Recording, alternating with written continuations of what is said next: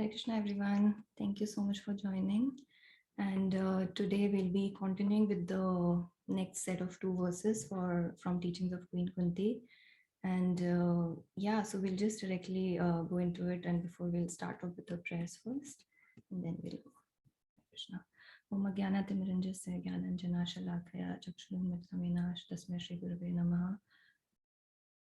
Shri Chaitanya Manobishtam Stapitam Yena Bhutale Swayam Rupam Kadamayan Dadati Swapadantikam Vandhyam Shri Guru Shri Yutapatakamadam Shri Gurun Vaishnavam Shri Rupam Sargajanatham Sarganaraghnatham Vitam Stam Sajivam Sadvaitam Savadutam Parijana Sahitam Krishna Chaitanya Devam Shri Radha Krishna Padan Sargana Lalita Shri Vishakavitam He Krishna Karuna Sindudin Bandhu Jagatpate Gopisha Gopika Kanta Radha Kanta Namostate Tapta Kanchana Gaurangi Radhe Vrindavaneshwari Vishwabhanu Sate Devi Pranamami Hari Priya Vanchakalpatar Vacha Kripa Sindhu Vacha Patiranam Pavnebhyo Vaishnavebhyo Namo Namaha Namo Vishnu Padaya Krishna Vishta Bhutale Srimati Bhaktivedanta Swamiti Namine Namaste Saraswati Devi Gauravani Pracharine Nirvishesha Shunyavadi Pashta Deshtarine Jai Shri Krishna Chaitanya Prabhu Nityananda Shri Advaita Gadadhar Shivasadi Gaur Bhakta Vrinda Hare Krishna Krishna Krishna Hare Hare Hare Ram Ram Ram Hare Hare.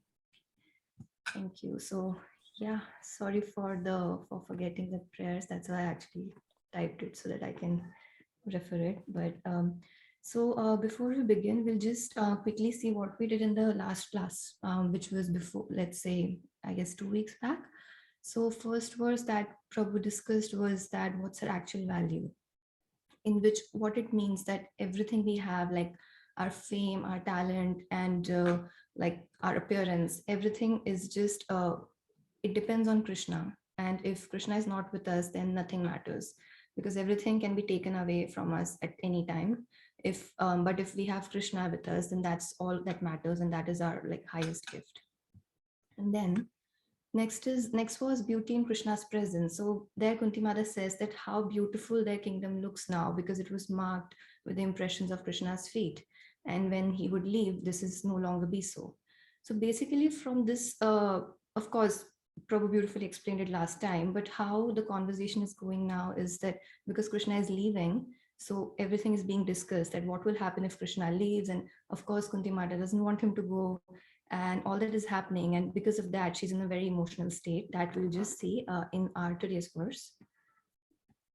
Just 1 minute, I'm trying to hide the screen and make it smaller or something. Okay, fine. So for today's verse, we'll be discussing about our natural prosperity, which is from chapter 1, canto 8, and that's text 40. So before we begin, if someone could please read the verse for me, that would be very helpful.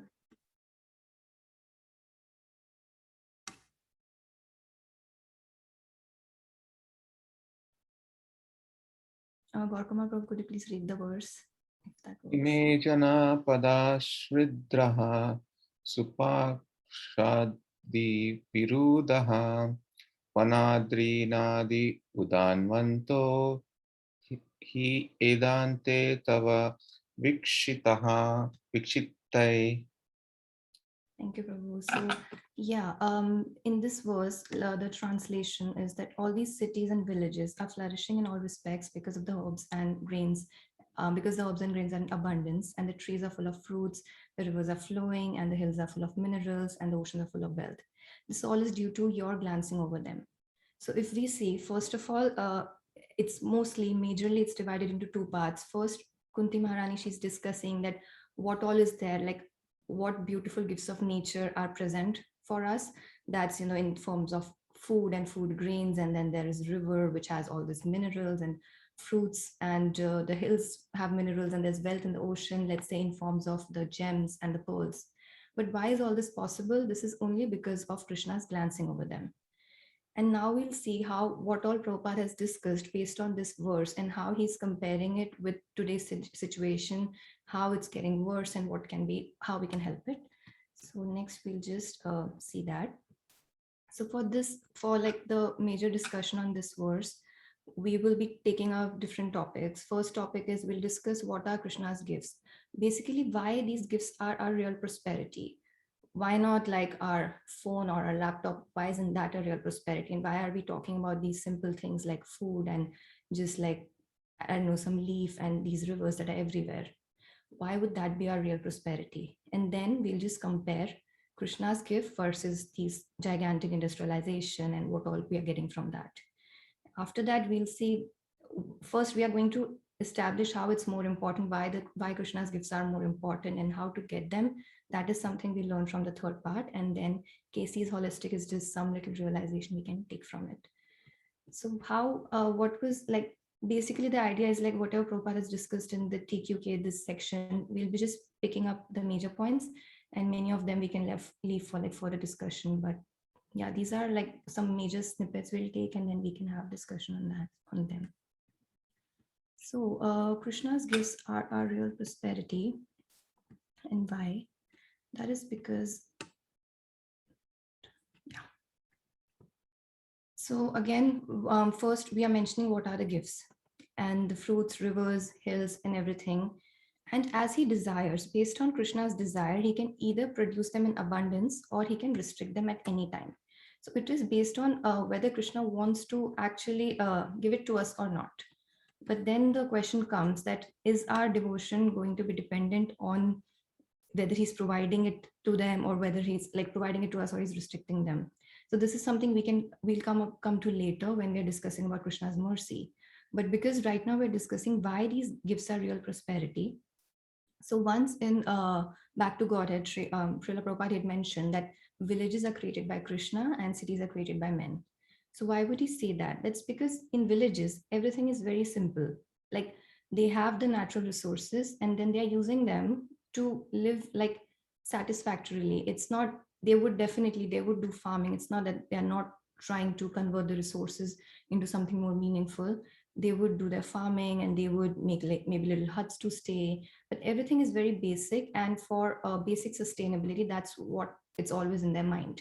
If they're using cattle, they would only use cattle for milk and then maybe little farming work. They won't, but if we compare it with today's world, the condition of cattle is so bad. As devotees, even discussing it is very painful.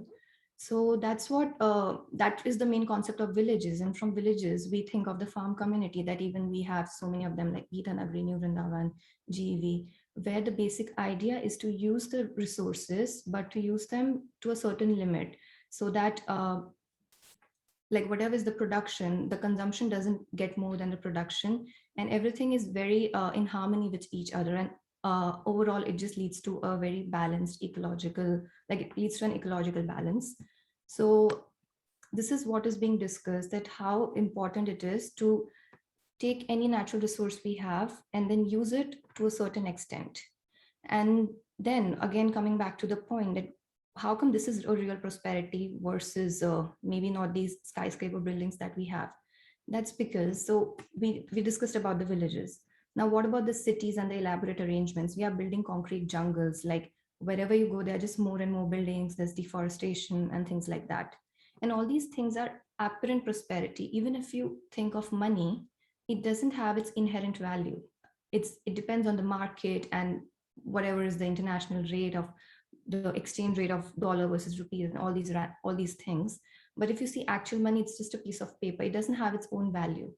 And similar to the mobile phones, if there's no electricity, the phone doesn't work. We don't care wherever it's kept. But the things that are Krishna's gift, the food, it actually has its value because we can just directly eat it and get energy and get nourished. And gold, which we get directly from nature, the pearls, they have their own value. It doesn't depend, like it itself is of a utility rather than some third party giving it a value or like the share market giving it the value.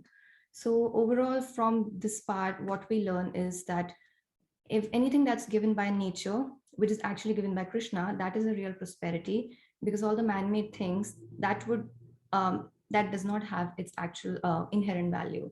It's just something which is given by the market. So that was there.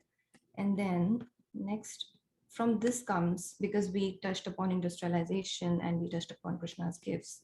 So we'll talk more about industrialization here. So basically, I know till now whatever we're discussing, it looks more like a chapter from like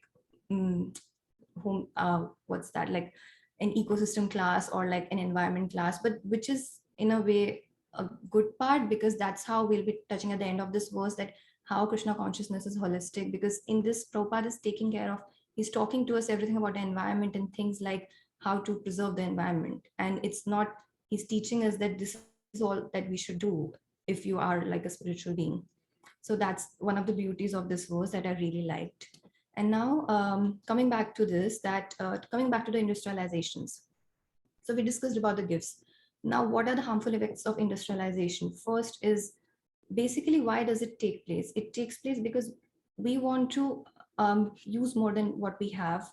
And mostly we want to just take as much advantage as we can. Like we want to exploit the nature according to our enjoyment. And but the problem with it is that once we start exploiting, there's no end, because we are never satisfied, because then we want more and more. And the harmful results, first is the climate change. And recently there was this in Canada, there was this doctor called Kylie Merritt. So she saw the first patient of climate change.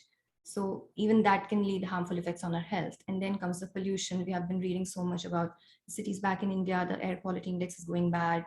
The rivers are like the holiest of holy rivers, they are so polluted, which again pains our heart. But it all is happening because of the the industrialization, and also something, the heartless development, or whatever the world thinks as development.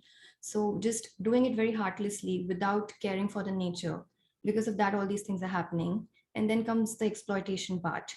Whatever, no matter how much growth this might look like, we might say it's fine, the environment is suffering, but at least the people are happy. But no, even in people there is a very small fraction of people that are happy, because others are just working for them. In this also, we have a recent example of Elon Musk. UN said that 2% of his wealth can just cure world hunger, which is just crazy to think, because one person has so much of wealth and others are just suffering.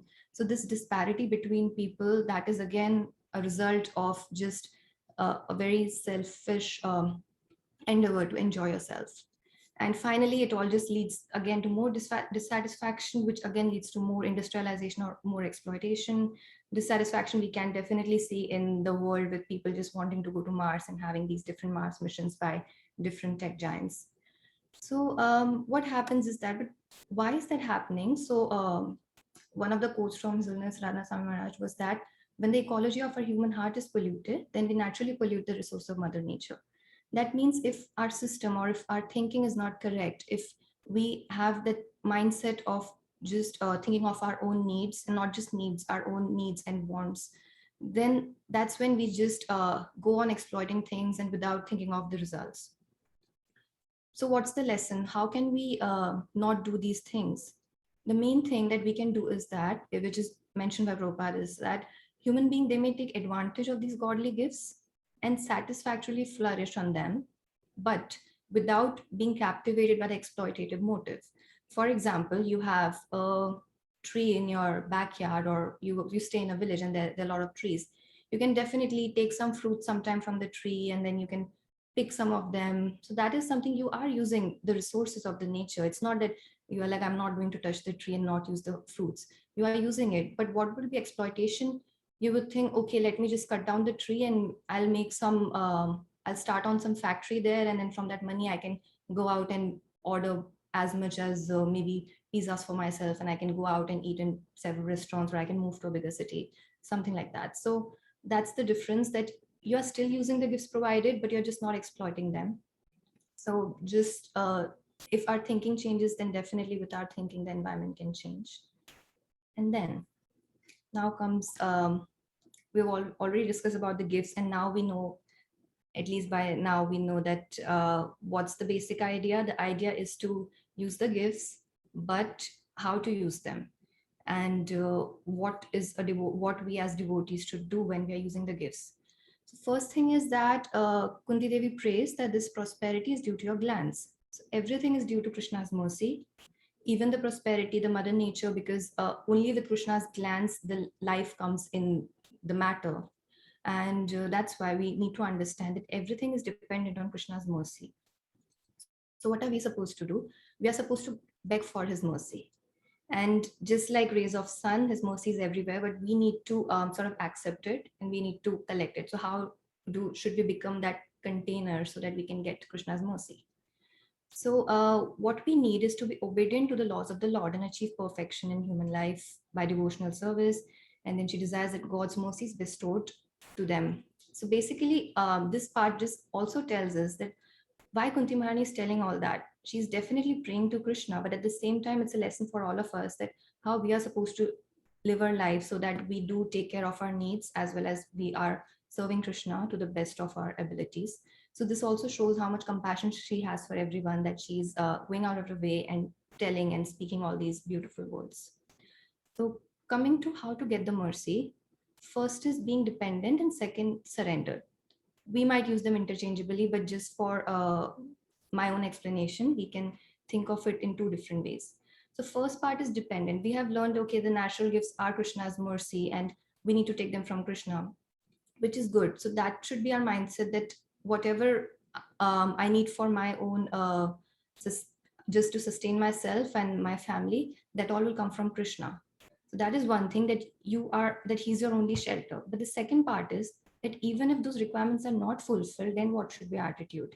So that is something even more important, because many times the nature's resources are restricted by Krishna for certain reasons, because he has some higher plans in his mind. So what should be our attitude in those cases? So first we'll talk about that how we can keep Krishna in center, because whenever you're dependent on him, that means you're keeping him in the center. And this is something, again, we can learn from the environment, how he has set everything up. The ecosystem is very, very symbiotic. The food chain, the water cycle, it happens itself, the water gets cleansed on its own. So this all is happening so beautifully and it's so well maintained. That's because Krishna is in the center. He has set these things up in this certain way, just so that the flow of nature and everything can work smoothly. And we as souls, if we think, we by nature, we are not enjoyers. We are servants. That is our actual identity, that we are servants. But if we try to be enjoyers, that in, when we are conditioned by false ego, then what will happen? Then it would lead to exploitation, and this would make us frustrated and unsatisfied, because we are doing something which is against our nature. If you don't like to cook, and if you're supposed to cook, you won't be happy cooking. Or if you don't like coding and you're supposed to code, you wouldn't be happy coding. So even if for our career paths, we think so much that I'm only going to take something that I like to do and things like that, then this is a way of living our lives in which we have to be very careful, that we need to understand that what is the soul that we do from all the beautiful literatures that we read. But what it tries to tell us, that if we just leave that enjoy mentality, only then we will be able to keep Krishna in the center. And once that happens, then if no false ego, then no exploitation. And also in that state, all problems are solved. By problems, we mean that whenever with false ego, everything that comes along with it, when we're trying to satisfy our own needs and when we're trying to enjoy in every way possible, with that comes a bunch of problems that will automatically get solved, because now our focus is Krishna rather than our own self. So this is one of the way in which first is that we need to know that Krishna is the center of everything. And second is that supply is abundant and restricted. So once you know Krishna is the center, you would stop doing all these over the top things, and going out of the way to maybe do extra industrialization and building up more things, because you know that Krishna is the maintainer, and then I have to depend on him and do the bare minimum that's required to just sustain peacefully. So that's the first part. But the second part is that supply is abundant or restricted. Of course, Krishna does satisfy all our needs and he takes care of us. But our mood as devotees should be that even if it's restricted, so we should have that strong faith, that we should have faith in his higher purpose. And also our devotion or our service to Krishna should never get affected by what is our condition. Like uh, we always hear that whenever our senior devotees, they say that our service or our sadhana, it should not get affected by external conditions. And if I'm thinking that if I have, let's say, an office presentation today, so I'm not going to chant today. So that way I'm letting the external condition affect me. Or if I get fired from my job, I'm like, I'm not going to chant Krishna because of him, I got fired from my job. So if it's depending on that, then that is not correct. We need to work on that. So first is we'll just take up some examples from devotees, which shows that how we should be surrendered, and how our surrender and devotion shouldn't depend on anything. So the what is the base of everything? Surrender as well. The base of surrender also is faith. So in for like many of you might have read His Holiness Giriraj Maharaj's book, or maybe heard about it, that Prabhupada, he kept Radha Ras Bihari in a small shed, and he promised to them, I'll build you a temple. And it was very difficult for him. Like there's so many accounts, like I haven't read the book yet, but I've heard from Maharaj's lectures and everything, that there were lots and lots of challenges for him. And even many of the devotees, they thought maybe it's not a good idea, let's take a step back. But what was his strength? His strength was his knowledge. And what was his knowledge? His knowledge was surrender and full faith in Krishna, which is the heart of bhakti. So that's one part, that having the strong faith, that's how we will, let's say, make our base. But what after we have the faith? And then so from all the devotees, we need to remember, as we just discussed, that even if Krishna is not supplying you, is not giving you the required things, even then what should be your mood? So our mood can be like Bhakti Vinod Thakur, who and we have heard like Marubi Rakhubi in his bhajan, Marubi Rakhubi Jo Ichha Tumar, is that, my dear Lord, I'm simply surrendered unto you and I depend on you. So if you may kill me, you may or you may choose to give me protection. So a devotee's love towards Krishna does not, it is not conditional. That if you do this, if you're protecting me only, then I love you. So that is one thing. And similar to this, we have our last verse of Shikshashtakam, in which Mahaprabhu says that I know no one but Krishna as my Lord, and he shall remain. Means he may choose to be handle me roughly by his embrace, or he may make me heartbroken, or he may not, like by not being present in front of me, he can do anything, but he's still my worshipable Lord. So this is another example. Like this was, up till now we gave so many examples of material things, but even in spirituality, if you feel Krishna is not reciprocating to you spiritually, or you're like, I'm chanting since so many months, nothing is happening, I'm not feeling it and all that. So even that should not in sort of deviate or devotion in any way. And we should always remember that Krishna's arrangement is for my purification. And then using a gifts for higher purpose. So we all know that Krishna is the proprietor of everything. And hence, whatever, because by now, up till now, whatever we learned in this verse, it's very much about just how do we get our needs, like the important needs, fulfilled. But we just talked about our needs, but what about the higher purpose? Because Krishna is the proprietor of everything, everything should ultimately go back to him. And how is that possible? So let's also add non-tangible gifts in this. So the tangibles are the ones that we just discussed: grains, gems, river, everything, the food that we have. So whether it's the tangible gifts or the non-tangible gifts, like our talent or our time, knowledge, we should all give it back to the society. Tangible can be in terms of simple either charity, or nicely decorating Krishna in the temple, making sure he has the best of garlands and the flowers and the best of prasadam, cooking amazing prasadam for him and his devotees. And then the non-tangible gifts, if you have knowledge, just using it somehow in Krishna's service. Even time is, in fact, time is the biggest gift these days people can give to people. So your time, you might go for book distribution, where you are giving something to the society. And by society, ultimately it means Krishna, because we are bringing people closer to him.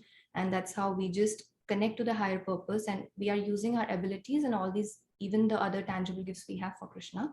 And this hurt a little is a little thing that Vaishaka Maharaj always tells whenever there's a discussion on charity, or maybe during the Bhadra Purnima, if he's encouraging us to buy books or things like that, he says donation or charity should hurt a little. So hurting a lot is definitely not sustainable for us also. We can't give so much of charity that our own livelihood gets affected, but should hurt a little. So that's something very interesting I find in from his talks. So yeah, that was that. And then the last part of this slide we already discussed. I mean, last part of this verses we already discussed, is that KC is holistic, like Krishna consciousness. This is a very beautiful example. This entire verse can very beautifully explain and even exemplify how KC is holistic. If someone comes up to you and says, oh, you're only chanting, and what about all the wrong things that's happening in the world? What about climate change? You can always lead them to this verse. if you want, or you can, with this understanding, you can explain them that even we care about the environment. Because and caring for the environment after coming to KC is even easier, because then it has a base. You know why you're caring. You're not just not in a very shallow manner. You're caring about the environment. You know that this is whole Krishna's arrangement, and you have to maintain it for yours and well-being of all the Krishna's children and things like that. So I just felt that this entire verse is a good example for just that just shows that how KC is holistic, because we do think of the society and environment on the whole. So yeah, that was the previous verse. And now we'll come to the next one, cutting off ties of affection. Ata Ata Vishvesa Vishvatman Vishwamurte Swakeshu me Sneha Pasam Imam Chinti Dridam Padushu Vrishnishu. So yeah, this is the next verse, cutting off ties of affection. Before we begin this verse, as we discussed in the beginning, that what is happening, Krishna is leaving. So Kunti Maharani is in a very emotional state. So keeping that in mind, and we will also discuss more of the context in the coming slides. But the main thing is that right now, everything is going on in her mind. There's so many thoughts coming, and with that, as a result of that, she's speaking all that, which is we learn so many things from this. So the translation is, O Lord of the universe, soul of the universe, O personality of the form of the universe, please therefore sever my tie of affection for my kinsmen, the Pandavas and the Vrishnis. So like the previous verse, even this is divided into two parts. First part is how beautifully she's addressing Krishna. That is something we'll take up later. And before that, we'll take up the part of severing her ties of affection for the family, the Pandavas and the Vrishnis. So let's begin with that first. So yeah. So first, what is the context? Because Krishna is leaving, and as we know that Kunti Maharani, she is married like in the family of the Kurus, and but from her paternal side, she belongs to the Vrishni dynasty, which is seen as Krishna's dynasty. Like she's actually his aunt. So what happens is that, so she's thinking that if I let Krishna go, then my family, like here, the Pandavas will feel bad. They will miss him. And but if he doesn't go, then even that's my family. What should I do? So because of all this confusion, she's like, better than this, it's better that you just sever my ties so that I can completely focus on worshiping you, rather than just thinking of whether I'm being partial to one side or not. So just before we even get to the whole cutting the family ties and cutting off the ties of affection, let's just see how nicely it depicts Queen Kunti's compassion. Because it's not about cutting off the family ties, it's about how compassionate she was initially to both of them, that she did not, like both the parties, that she didn't want to be partial towards any of them. And so that is one thing. And second is that because there was two family, like for her as a woman, she belonged to two families, so she had to make sure that both of them are satisfied, and both of them that Krishna's association.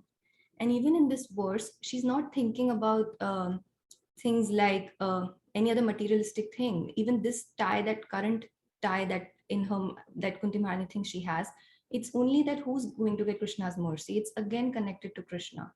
Okay, so and also we should remember when this all was happening, the conversation, so everyone was standing nearby because they're just giving farewell to Krishna, and Arjuna, Pandavas, like his brothers, Kunti Maharani's sons, and family members. Everyone was standing and they could hear it, but none of them like felt bad or offended, because they knew what she meant by it. Because ultimately, the focus is not on them but on Krishna. So whenever as we've heard through all our lectures, and so whenever we talk about let's say severing or cutting off the ties or things like detachment, we should always remember that it's the focus should be on Krishna, not on us, that how I'm getting detached. It should be how I'm getting attached to Krishna. So even for this one, we'll be discussing all these things. First, we'll be cutting off the ties for a higher purpose. Then we'll be talking about something horizontal and vertical, that we'll see what it is. Then we'll talk about bhakti, because Prabhupada has touched on the definition of bhakti in this, and because it's the Damodar month, I think it was really a nice topic to take on. And then finally, we'll discuss the Lord of the Universe part. So first is for a higher purpose. So whenever, let's say, and higher purpose and not a burden, and things like it should widen our service instead of inactivity. So let's see what does that mean. So whenever we talk about things like detachment and cutting off ties, it shouldn't, the reason or the driving force behind that shouldn't be that, okay, I'm sick of my family and let me just do my own thing. No, it is, it's not because your current situation is a burden. It is because you want to do something out of it which is extraordinary and which is for a higher purpose. So that is the first thing whenever we talk about things like detachment. And second is that it should widen our devotional service instead of inactivity. For us as devotees, detachment shouldn't mean that we are doing nothing and be, you know, a lot of inactivity. That might, we might not even know, we might not even realize, but we might just go into mode of ignorance. But it should actually increase our inactivity. So detachment is not some for someone who's lazy and who just want to get rid of responsibilities. That is something Prabhupada is trying to explain in that. And so there are these beautiful examples of people who were detached, and they all were in amazing materialistic conditions. It's not that they had any problem with their lives, that's why they got detached. All the six Goswamis, we know they were from very well-to-do families, and they were like very high in the post and things like that. Still they chose to go out and worship Krishna and also spread the message of Krishna and Mahaprabhu to the world. And then comes Lord Ramchandra, which he did it twice. If you see, first he left for the Vanvas. Even he did not have any problem. He was actually going to become the king, but he chose it. And his just because so that he can serve everyone and he can do his duties well. And even second time, because he wanted to set an example of what an ideal king is, he had to get detached from Sita Mata and just send her off to the forest. And then third is Mahaprabhu. Definitely, we know, we'll actually be discussing more about Mahaprabhu in the next slide. So we'll just go there first. So discussing about Mahaprabhu, why is Mahaprabhu's renunciation so unique? First thing, as we just saw, he had amazing materialistic situation. He had a nice wife, a mother, very well to do. He was very knowledgeable. Like people, he had so many students, and he was doing so well, but still he took renunciation. And why did he do that? It was only to spread the message of Krishna. And as like, see, the last part we are discussing, what is Krishna's two engagement? We always hear na, paritranaya sadhunaya vinashaya dushtam. And so two things: one is giving protection to the sadhu, the devotees, and killing the demons. So definitely Mahaprabhu went out and he associated with the devotees and made them so happy. But more than that, was what was important, that killing the demons. So by killing, like in Krishna's time, he chose to kill the demons, but when he came as Mahaprabhu, he chose to give them a new life, let's say, by giving them Krishna bhakti. So he spread the message of Krishna, and by giving them that bhakti, he, instead of killing the demon, he killed the demoniac mentality in them. Let's take it that way. So that's why his renunciation was so unique, because he left so many such valuable relationships and um, good, like a well arranged life, just so that he can bring people closer to Krishna. So this is in a way also connected to our last verse. We saw how can we give back to the society.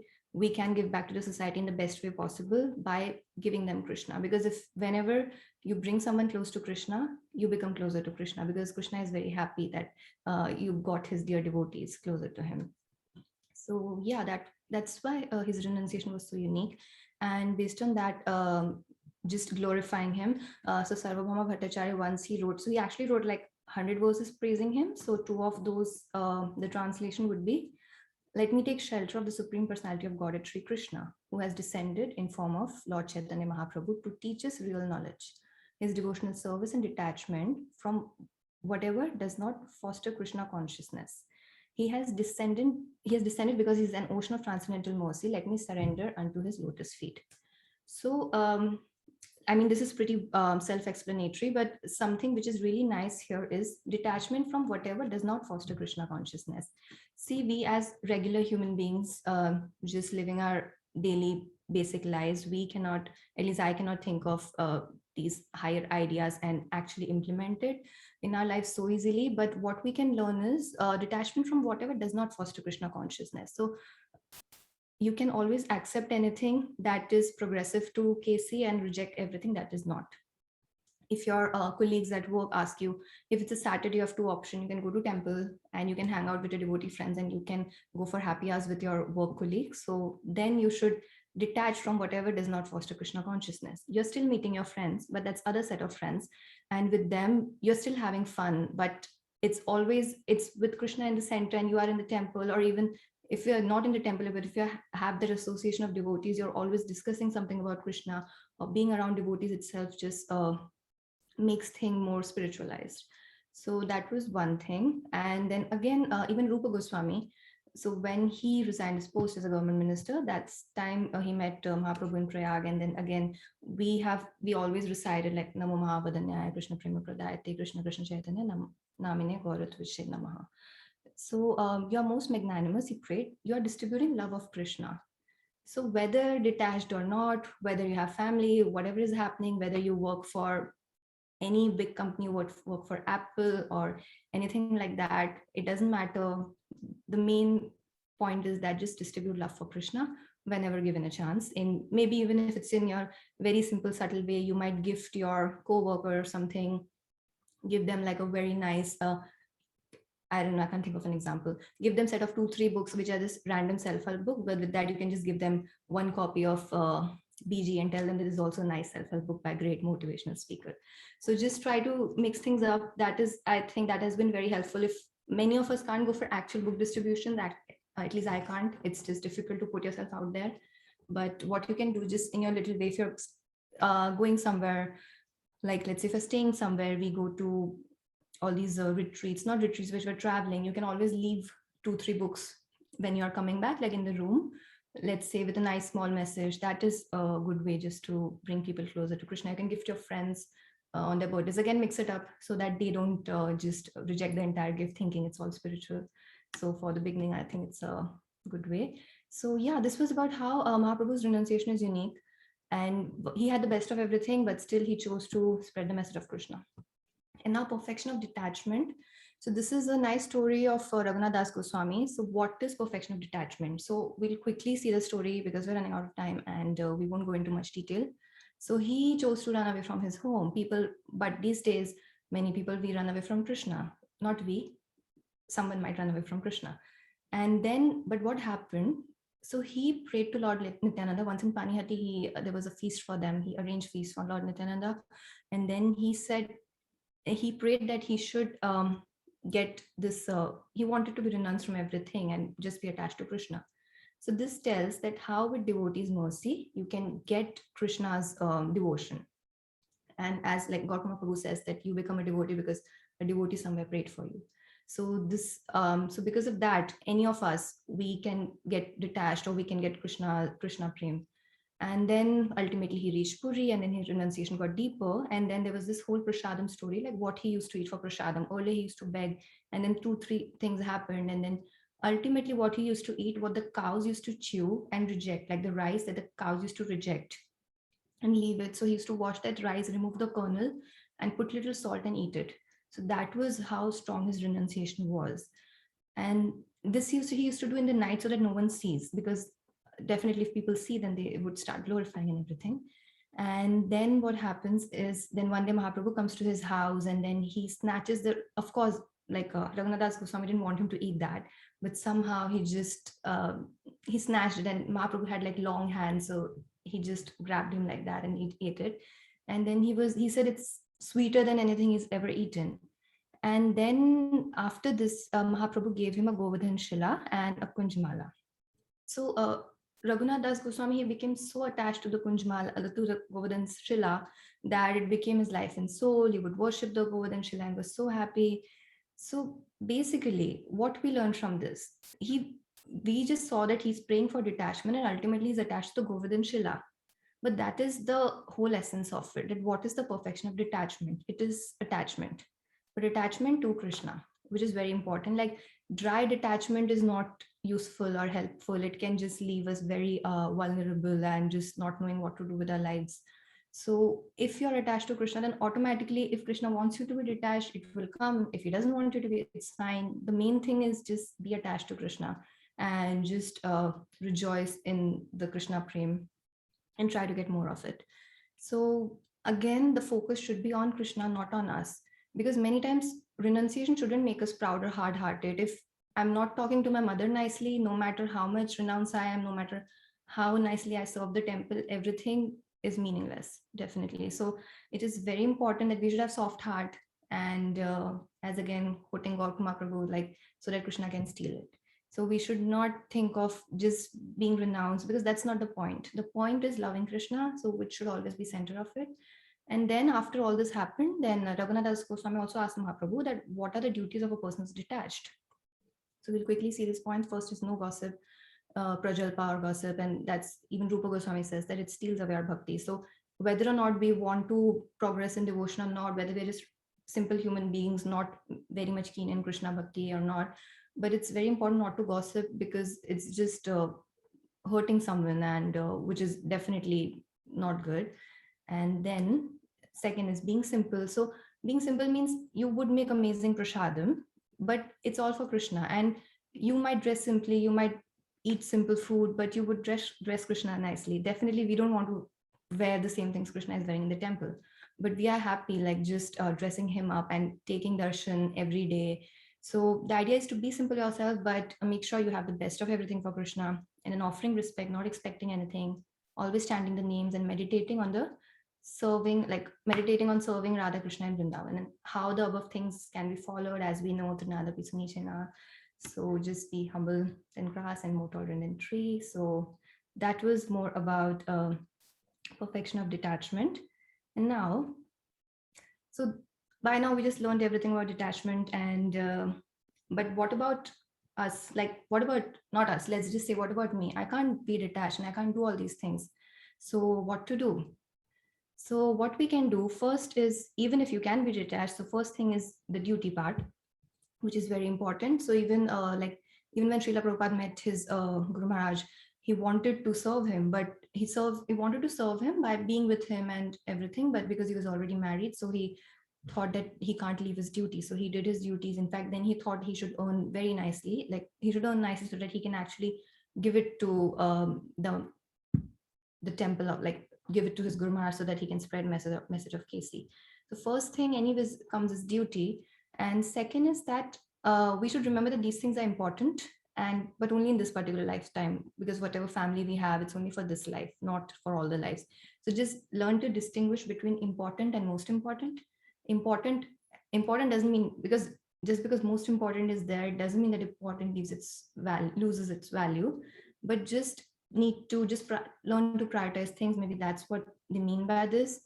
And then common goal, higher purpose. If your family on the whole, if you anyways have a common goal, if everyone wants to do Krishna bhakti, then what is the point of just getting detached from them? But by detached, it also means that, you know, like a lotus, and we always give lotus and the water example, it's still in the lotus, it's still in the water, but still it doesn't touch it. So you, if even if you're doing your duties, even if you're having set of family and friends, the main thing is that Krishna has to be in center. If Krishna is removed, then the attachment develops. So keeping Krishna in the center would always safeguard us from any type of wrong attachment. And whenever we are serving the family, we should remember that family is property of Krishna. And if there's spiritual element in any relationship, then it will always flourish very nicely. So horizontal and vertical is our relationship with Krishna, and horizontal is relationship with all of us. So if those, so both are important and both should be taken care of. And definitely if we have that vertical relationship with Krishna, then our horizontal ones get more and more strengthened. So that was there. And I'm sorry, I'm running out of time, but yeah. So bhakti, because so in this one, only once or twice there was little mention of bhakti, but because we are in this amazing Damodar month, so I thought to take it up. So basically, what Prabhupada says in the first part, in one of the paragraphs, he mentioned that Kunti Maharani is saying she's falsely attached to these families, but the real purpose is to be attached to you. So understanding a real purpose, that is bhakti. And Krishna can give us anything, liberation, this and that.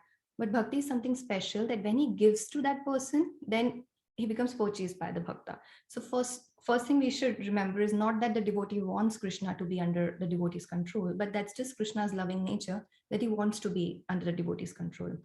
And whenever we think about any devotee, we always think about Radharani, that Radharani, she's so close to Krishna, but she's also so compassionate that whenever she sees a nice devotee, she's like, take this devotee, Krishna, he's a very nice devotee. And then Krishna accepts him. So I think Bhakti Purushottam Maharaj, in his book, he wrote that the golden color of Radharani is the mercy color. That's why even Mahaprabhu took that color. And we know he's the most merciful because he gives us Krishna Prema.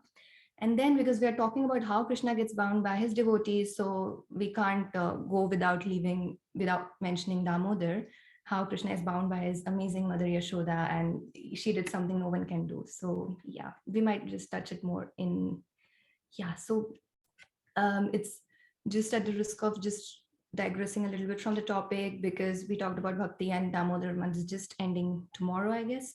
So just in the book Two Finger Shot, we've mentioned, like Prabhuji has mentioned, that how Krishna relinquishes his his 8 qualities to experience more love of his devotee. And this he only does in Vrindavan.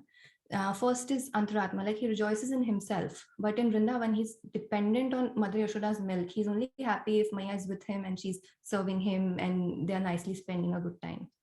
And second is that he's self-satisfied, but not anymore with his Brajvasi devotees. He wants his love. He wants their love. He wants to be with them. And the next one is that he's beyond the 3 modes of material nature. He's like in equilibrium. He doesn't get affected, but he got angry, right? And he also got scared, which we'll come to next. But he feels so much when he's with his devotees. And fourth is his Lakshmipati. If he's the husband of the goddess of fortune, why would he need to steal butter? But he does it because the weight of all those butter pots, they are filled with love, and that is heavier than any other palaces in Vaikuntha. And then comes, he destroys all fear, but he's very, very fearful of Maya's stick. So how can he destroy fear? Then comes, he's unknown to the great yogis, but his mother can, like, he's known to his mother. She can know him and she can even catch him and bind him. Muktaya means the liberated one. We know definitely our Damodar Krishna doesn't look liberated. He's all tied with the nice ropes and stuff. And finally, the one who gives liberation. If you don't have anything, you can't give it. So in Vraj, he's himself. If he's bound, then how can he give liberation? So these are just some sweet snippets from the entire Leela and how Krishna is in Vrindavan. But definitely, there's much more to the Damodar month and the Damodar Leela. But it was just really sweet, so it didn't want to let it go without mentioning. So yeah, but that being said, that does not mean that Krishna doesn't have these qualities. He does have, but he just wants to relinquish them in front of his dearest devotees. So that's there. And then comes the Lord of the Universe. So now remember the first part, we said the verse is divided into 2 parts. So how Kunti Maharani is addressing Krishna. First, she calls him Lord of the Universe. What that means, if he's the Lord of the Universe, he's the maintainer and manager of everything, and everything is just so nicely arranged. Like even in the first verse we saw, even if a project is nicely done at office, we would say the manager is great. But what about this entire cosmic system that's running so smoothly? So the manager or the controller, Krishna, he's controlling it and he's the controller of everything. And then comes the next address is that she calls Krishna as Vishwamurti, that is the personality or form of the universe. So what this means is that, see, even to Arjuna, Krishna showed his universal form, but she's saying that this was not his actual form. Like, of course, he has so many forms and he has millions of forms, but what is his actual, like a king or a minister, or let's say a doctor. A doctor, if he's going to the hospital, he'll wear his lab coat and stuff, but at home, he's like a regular person. Similarly, Krishna, he, for everyone, like when he has to show his Aishwarya and opulence and this and that, so he will show you the universal form. But who's the actual Krishna? His real form is the Dvibhuja Murlidhar form, that is holding that fluid with his 2 hands. So Kunti Mata is saying that you have your universal form, but the form in which you're standing before me is the real form. Because even in front of Kunti Mata, he was standing like her nephew and just like regular Krishna. And no, Krishna is not regular, but he was just standing like her nephew in front of her, and the 2-handed, the flute form is his actual form. That is how he is at his home, and his home is Goloka Vrindavan, as we know. So yeah, that was how Kunti Maharani addressed him in the previous verse, and those were some little snippets on prayers of and teachings of Kunti Mata and how she first tells us that how important nature's gifts are and how important Krishna's mercy, and ultimately she tells us that how to deal with all the family attachments and the beautiful universal form of Krishna, but how Krishna is actually the two-handed Krishna with his flute. So yeah, thank you so much. Hare Krishna. Sorry for digressing from facts and figures if I did. Hari Bol. Haribol, that was a power-packed class. Thank you so much, Vrinda Mataji. That is so many points: villages versus cities, greed versus need, hurt a little. I was constantly making notes. Wonderful, wonderful. Raghunath Das Goswami, importance versus most important. Wonderful points. And the cream on the cake was the Damodar pastime that you mentioned with all those, the 7 points that you mentioned. So thank you so much. Anybody else wants to say anything, please go ahead. Yeah. Thank you, Vrinda. Amazing class.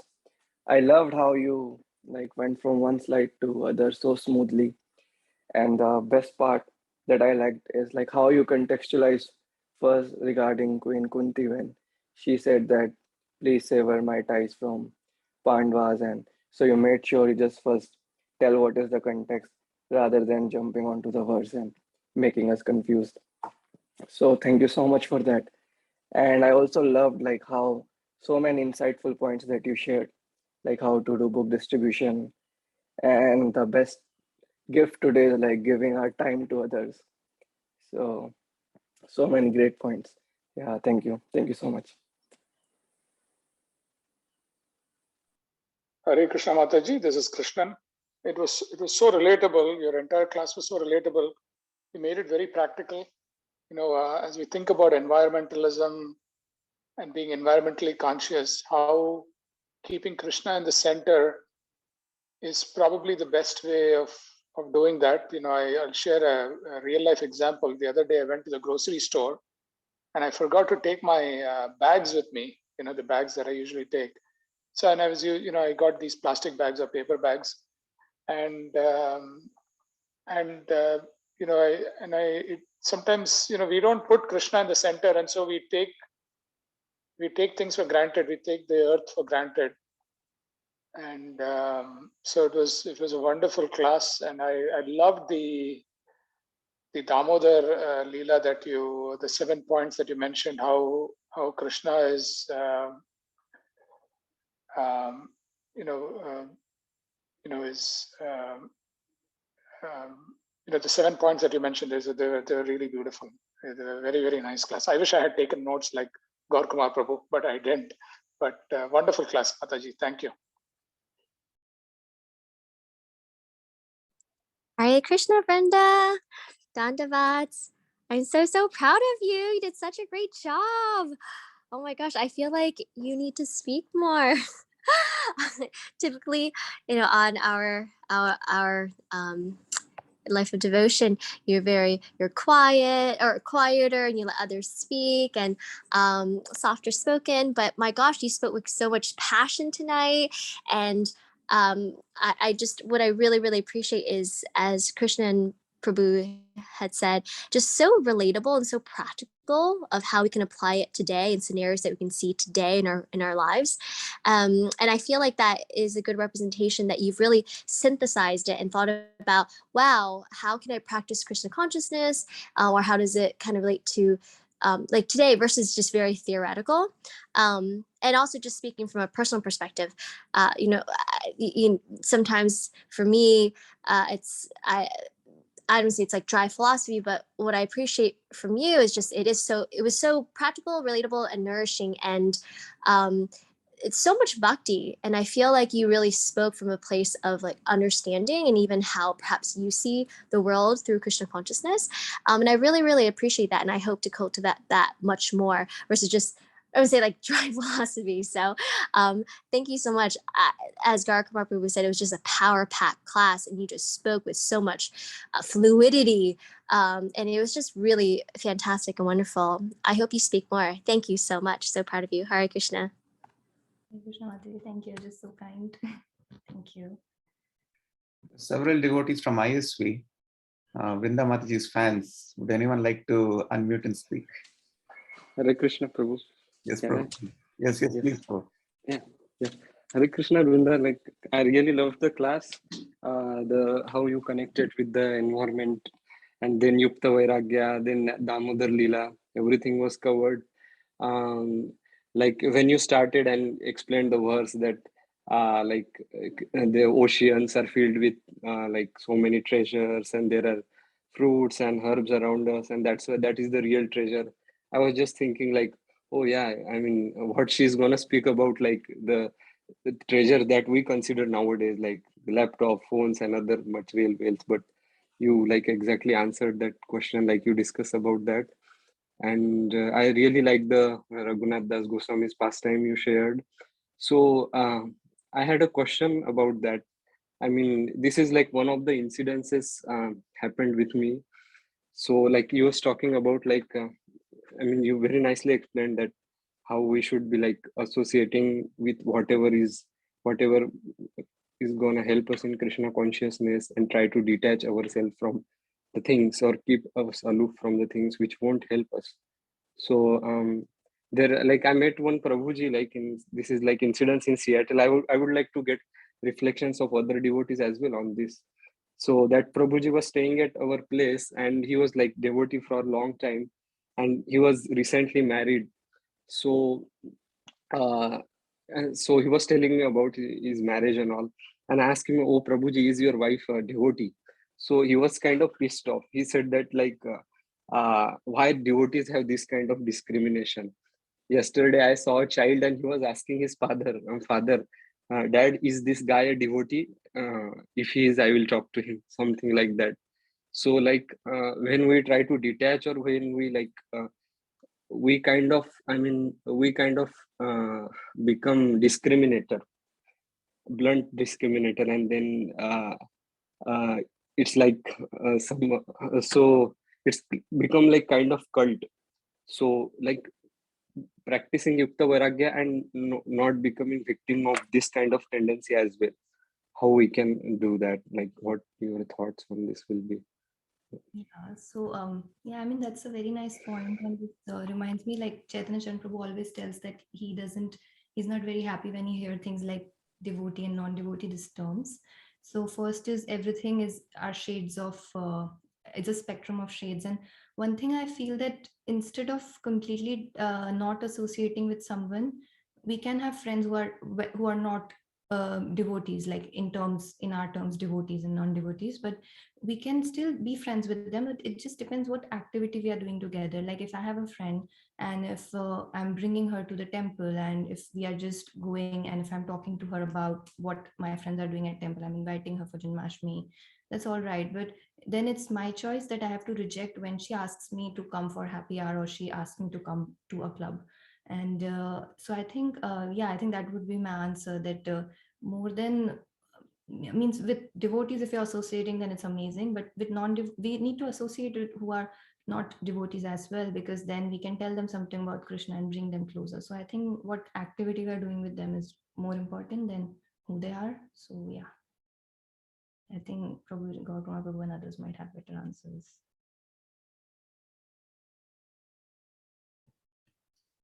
So I just want to add to what Vrinda Mataji was saying. So I think, first of all, the attire versus attitude is very important. It doesn't matter what we wear externally.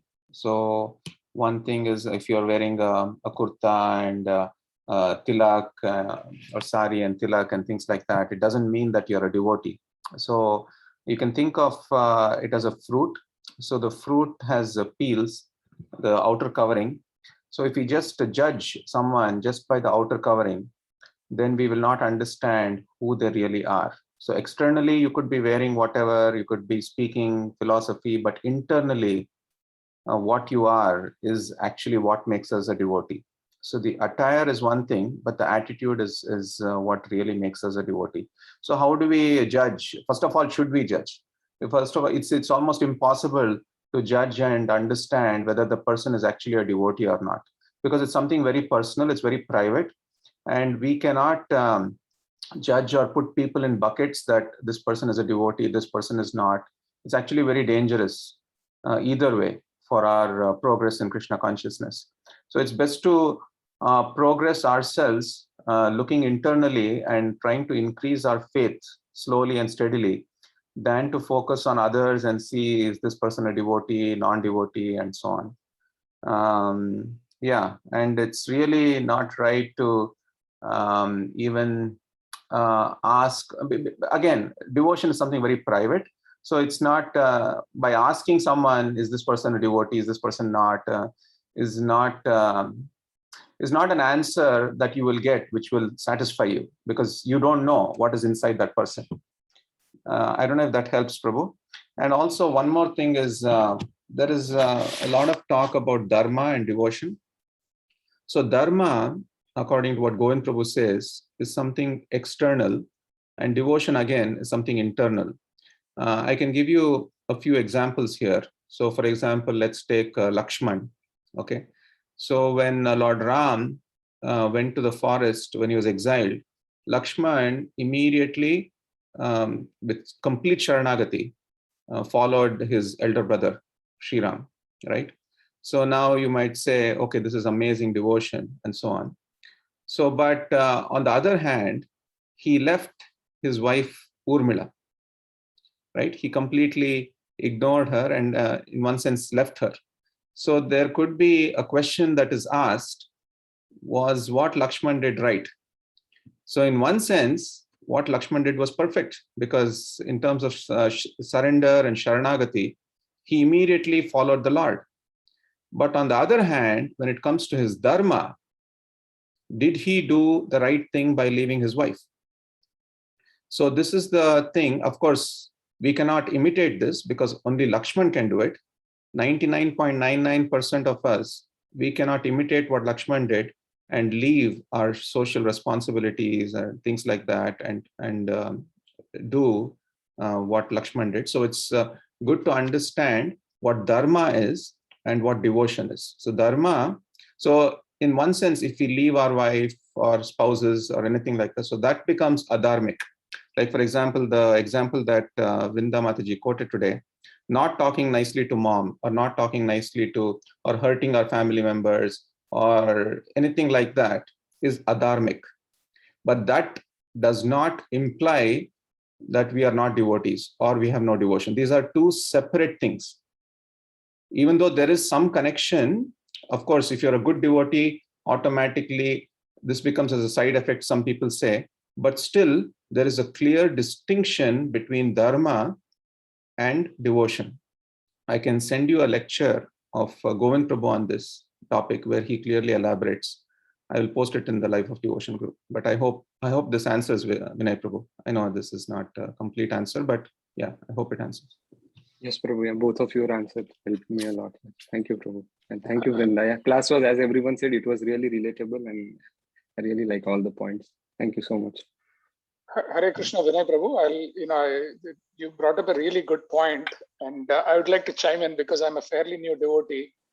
I don't even consider myself a devotee. I'm a fairly new, fairly recently exposed to Krishna consciousness, only in the last 2 years, from 2019 October. I heard a class by Raghunath Prabhu, who's from New York. I think he's the Krishna core. Maybe he's the same person who does the wisdom of the sages. I was listening to a class by him, and there he said that after one of his concerts or one of his classes, a person in the audience came up to him, and or maybe a few weeks later, and said, "Your class or your concert inspired me so much that I've decided to become an Orthodox." Greek Orthodox priest or something like that. And so what Prabhuji said is in this is that Hari Bol, that is so amazing, because the effect that he had on somebody made that person more God conscious. Whether it made them more traditionally Krishna conscious or not, that really doesn't matter. It brought them closer to putting God in the center of their lives, and that is reward enough.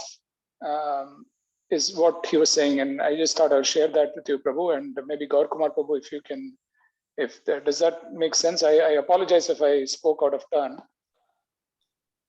Thank you so much for sharing such a profound example, Prabhu. Yeah, I really loved it, and I think everyone here too. Yeah, thank you so much.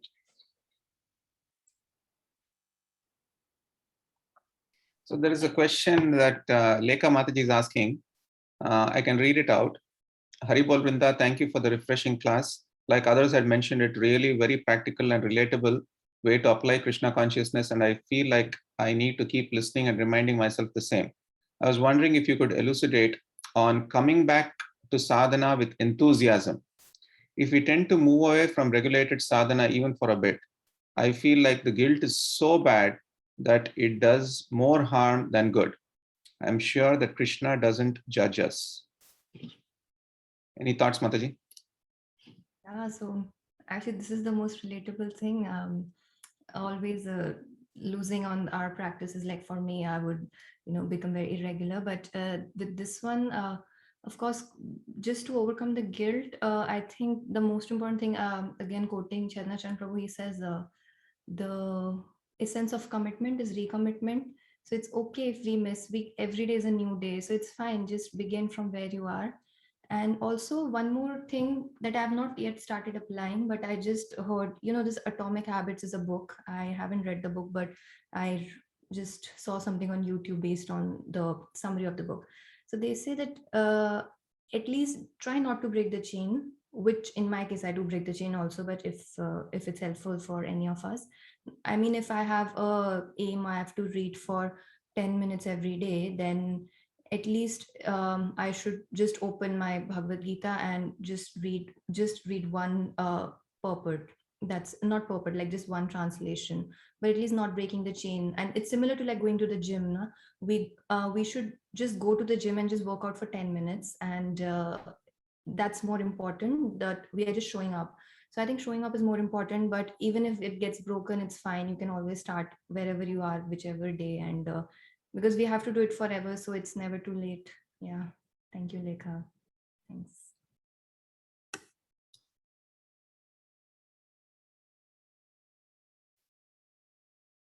Don't break the chain. Amazing. And also the essence of commitment is recommitment. Thank you. Thank you, Vrinda Mataji.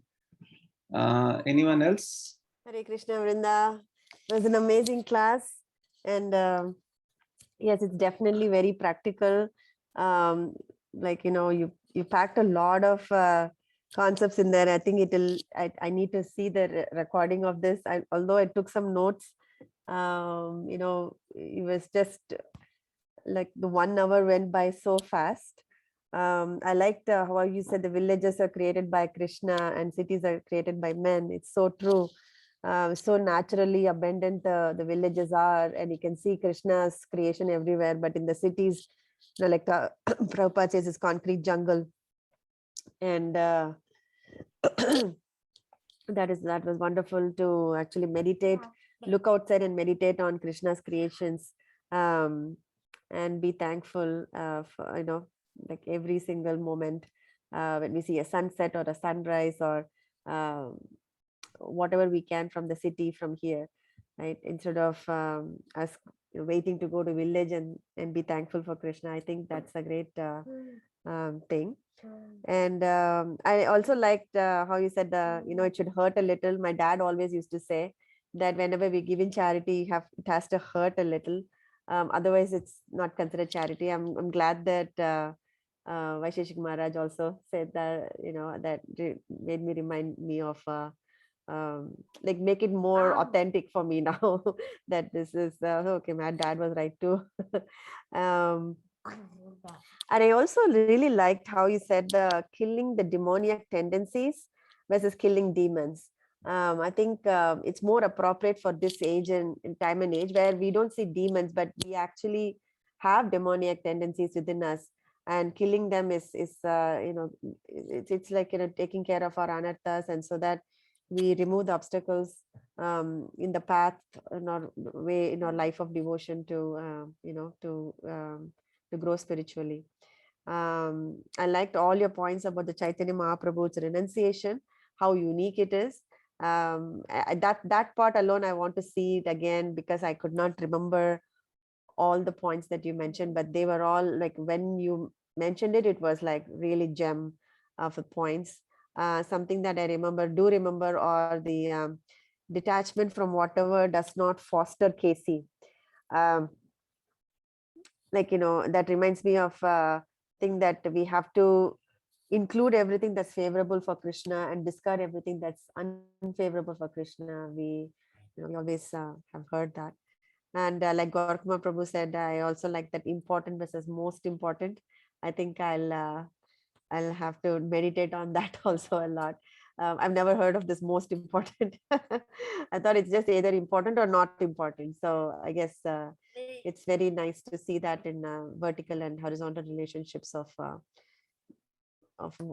how it is, what really matters, from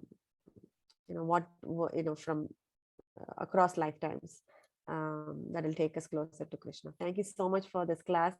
It's definitely worth listening again, and like Athena said, you should speak more. So thank you so much for the class. Well, thanks to you, ma'am. We always try to learn from you, and you so nicely summarized everything. It just shows you are such a great listener that we know. So yeah, thank you so much for everything.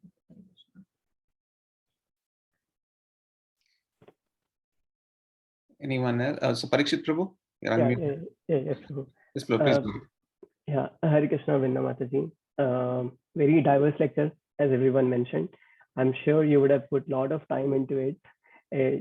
Even though you made it look very simple and put it in one PPT, but lot of topics, like multiple branches, and you kept it all connected. So as Mataji said, like, we'll definitely have to hear again. So thank you for that. And I really liked the topic you were explaining about use and misuse, like exploitation. So I also liked an example of the backyard when you were giving. So a quick question here, like, when it comes to money, I feel like it becomes little hard to judge this concept of like use and exploitation, like in the name of having good savings, better financial planning, things like early retirement and stuff. So, and I don't even know, like, personally for myself, like whether I'll really use it for Krishna even later when I have a lot saved. So yeah, but like, just wanted to understand your thoughts, or anyone's, and it's kind of a relative topic, like bare minimum. When we talk about bare minimum, it could be different for you, different for others, and different for me. So just wanted to understand on this line. Thank you. Thank you, Prabhuji. Thank you for the question. I think everyone else might have better answers, but I'll just give it a try. So I feel when as you mentioned, everyone's bare minimum is different. And like today in this verse, we just learned one aspect of devotion and charity and this and that, but there's so many other aspects, such as like we mentioned simplicity, but once in our discussions, like in one of the yatras, Gautama Prabhu said that simplicity means something that's non-agitating. If giving off a lot of charity is agitating my mind, then definitely that is not supposed to be done. So I think, and also again, as Vaishaka Maharaj also says, that Krishna sees how much you're keeping back.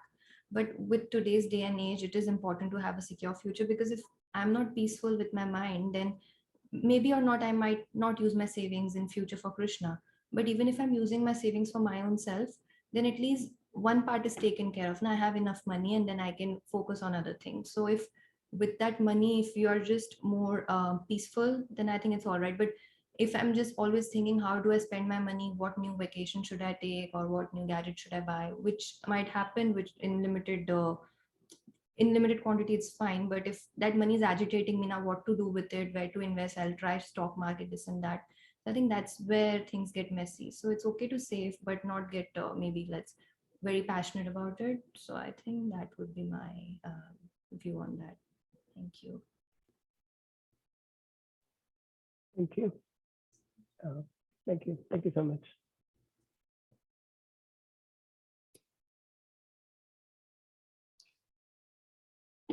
Yeah, that was a wonderful answer by Vrinda Mataji. I think, yeah, simple living is different for different people. I think, Parikshit Prabhu, in your question itself, you gave the answer. So some people can hold 10 kgs, some people can hold 20 kgs, some people can hold 30 kgs. So what a person holds is different for different people. And as Vrinda Mataji rightly said, simple living is living that does not agitate our minds. So we could have 10 gadgets and we could still be simple as long as we can handle it and it doesn't agitate our minds. But someone else can have one gadget and still it could agitate their minds. And that is when we know that we're not living simply. So that's something that I always think of when it comes to understanding whether I'm living simply or not. And also one more thing is about money. Of course, Vrinda Mataji mentioned in her class about Raghunath Das Goswami, Chaitanya Mahaprabhu, and so on. But on the other hand, we have in the same CC, we have examples of Pundarik Vidyanidhi, for example. He was a very, very rich person, and he was able to use his money for Krishna consciousness. And even a more contemporary example could be Krishna Chandra Prabhu, the Mafatlal CEO. And he's also like in the top 100 richest people in India. And he's completely using his money in the service of Krishna. But the point, as Vrinda Mataji kept saying, is that as long as we are keeping Krishna in the center, whether we are living simply, whether with money, without money, as long as we keep on reminding ourselves that Krishna is in the center, Krishna in the center, and I am not in the center. I think Vrinda Mataji mentioned a few times, don't put yourself in the center, but put Krishna in the center. As long as you're putting Krishna in the center, it is good. And in terms of practical answer, I think it makes total sense to actually plan for your future. And you should do whatever you can to plan and be and plan for your future, so that also even that you can do by thinking of Krishna in the center. You know, like I want to plan my future nicely so that when I get to old age, I can be in a comfortable situation so that I can practice Krishna consciousness and I don't have to depend on others at that time. I hope this helps, Prabhu, Parikshit Prabhu. Yes, definitely.